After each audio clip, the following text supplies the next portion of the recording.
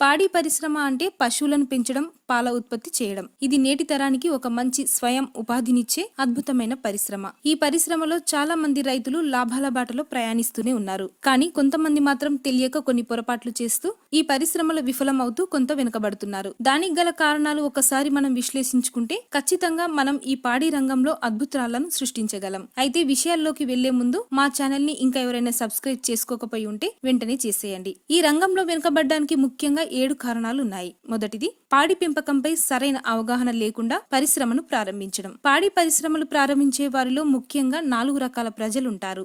ఎక్కువ ధనం ఉంది కాబట్టి ఎలాగూ మిగిలే ధనంతో ఈ పాడి పరిశ్రమను మొదలు పెడదాము, ఇంకొన్ని ఎక్కువ లాభాలను ఆర్జిద్దాము అని కొందరు అనుకుంటారు. ఎలాగూ ప్రభుత్వం నుండి కొంత సహకారం వస్తుంది కదా, ఊరికే ఎందుకు వదిలిపెట్టడం అని ఇంకొందరు అనుకుంటారు. ఇక సాఫ్ట్వేర్ ఉద్యోగాలు చేస్తూ విసిగిపోయి ఎలాగైనా సరే మన ఊరికి వెళ్లిపోదాం, వ్యవసాయం చేసి ఒక ఆదర్శ రైతుగా జీవితాన్ని ప్రారంభిద్దాం అని అనుకునేవారు మూడవ రకం. సరైన ఉద్యోగం లేక నిరుద్యోగంతో ఉండిపోయే యువత ఎలాగైనా సరే జీవన ఉపాధి పొందుదాం అని ఈ పరిశ్రమలో అడుగు పెట్టడం. ఇలా కారణం ఏదైనా కూడా ఈ పాడి పనులు మొదలు పెట్టడానికి ముందే ఈ పనులన్నింటిపై సరియైన అవగాహన పెంచుకోవడం చాలా ముఖ్యం. అప్పుడే మనం ఆశించిన ఫలితాలను మనం పొందే అవకాశం ఉంటుంది. ఇక రెండవది, ఎక్కువ డబ్బును సంపాదించవచ్చు అనే అభిప్రాయంతో పరిశ్రమను నెలకొల్పడం.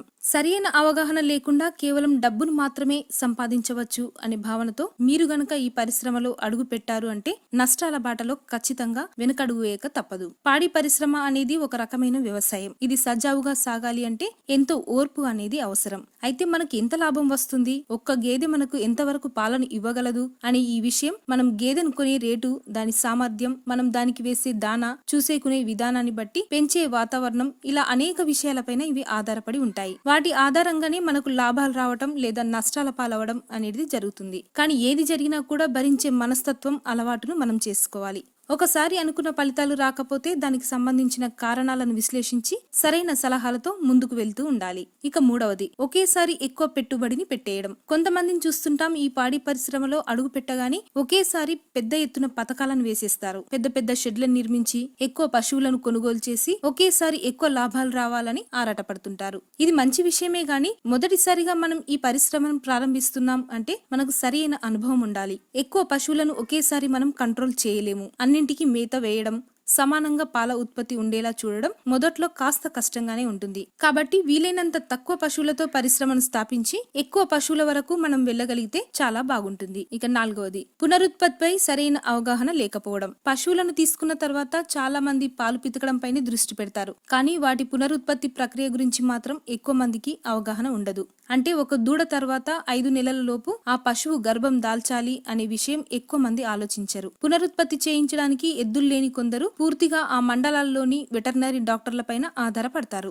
ఆ డాక్టర్లు వీటికి కృత్రిమంగా గర్భం దాల్చేలా మందులు ఇవ్వడం జరుగుతుంది. దానివల్ల పశువులోని ఋతుక్రమం దెబ్బతిని చాలా రకాల సమస్యలు తలెత్తే అవకాశం ఉంది. కాబట్టి ముందే మనం ఈ పునరుత్పత్తి ప్రక్రియ గురించి కాస్త అవగాహన పెంచుకోవడం అనేది చాలా అవసరం. ఇక ఐదవది, దూడల సంరక్షణ పట్ల నిర్లక్ష్యం. చాలా మంది దూడలు పుట్టిన కొన్ని రోజులకే దానిని నిర్లక్ష్యం చేయడం మొదలు పెడుతుంటారు. దీనివల్ల చాలా దూడలు చనిపోవడం కూడా జరుగుతుంది. గేదె ఎదిగే వరకు కూడా దాని సంరక్షణ పట్ల పూర్తి బాధ్యతతో ఉండాలి. అప్పుడే మనకు అన్ని రకాల ప్రయోజనాలు చేకూరుతాయి. ఎందుకంటే ఈ దూడలు కరెక్ట్ గా ఎదిగితే మరో 4 సంవత్సరాల్లో ఇవి కూడా పాలివ్వడం మొదలు పెడతాయి. అప్పుడు మనం విజయవంతంగా మరింత ముందుకు వెళ్ళవచ్చు. ఇక ఆరవది, పశుగ్రాసంలో నాణ్యత లేకపోవడం. ప్రారంభ దశలో పశువులకు సరిగ్గానే మేత వేస్తారు, కానీ అవి ఎప్పుడైతే పాలనివ్వడం ఆపివేస్తాయో అప్పుడు సరిపడా మేతను వాటికి అందించరు. వాటికి ఇచ్చే మేతలో నాణ్యత లేకపోవడం, సరిగ్గా నీరు పెట్టకపోవడం లాంటి కారణాల వల్ల పశువులు అనారోగ్యం బారిన పడే అవకాశం ఉంటుంది.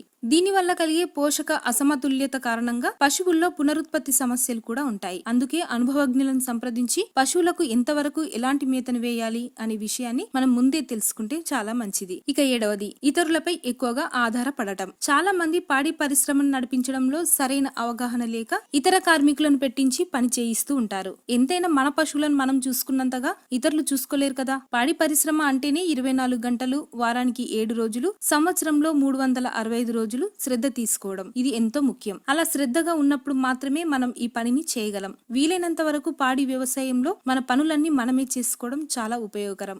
ఇలాంటి కొన్ని చిన్న చిన్న తప్పులను చేస్తూ చాలా మంది ఈ పాడి పరిశ్రమను కొనసాగించడంలో విఫలులై మొదలుపెట్టిన కొన్ని రోజులకే పశువులను అమ్మివేయడం, దీనివల్ల ఎటువంటి లాభాలు ఉండవని దుష్ప్రచారం చేయడం మనం చూస్తుంటాం. కానీ ఎప్పటికైనా పాడి పరిశ్రమ అనేది ఒక తిరుగులేని స్వయం ఉపాధి అని మాత్రం గ్రహించలేకపోతున్నారు.